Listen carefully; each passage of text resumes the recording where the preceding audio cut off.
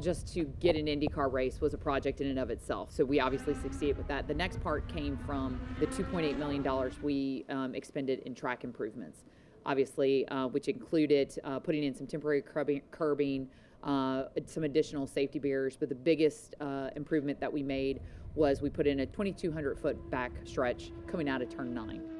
The long-term vision for NOLA Motorsports Park, obviously we have our crown jewel, which is the north track, which we can run 4 configurations. Obviously one of them is the new Indy configuration. But for us long-term is to be able to add the south track. And if once we add the south track, it would create total between the north and the south track about 5.5 miles of road course, which would then make us the largest road course in North America. That is our goal, that is our vision. So before we even, in that 3 to 5 years where we're talking about putting in the south track, we'd like to have discussions with IndyCar to say, hey, we're one of the few tracks that has plans to build an additional track. What would be on your wish list for your drivers, for your sponsors, for your fans that would increase the IndyCar fan experience? We have a street party planned that's actually going to be downtown in the Central Business District.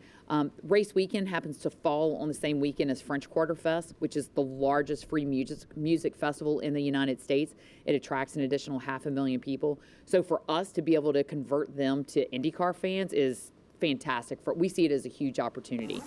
We don't want to be that race that happens once or twice over 2 seasons. We want to be a staple of the IndyCar season, and I've said this statement publicly, is that we want to be the second largest race on the IndyCar schedule. So we want this to become Indy South. So we want all the fans from Indianapolis and the Midwest to embrace us over the next 5-10 years like they embrace the 500. For me personally, it's like having another child. I mean, this project has been my baby. To see this historic test for us take place, words just can't describe how prideful I am of this and what our entire team has done in order to be able to have this take place.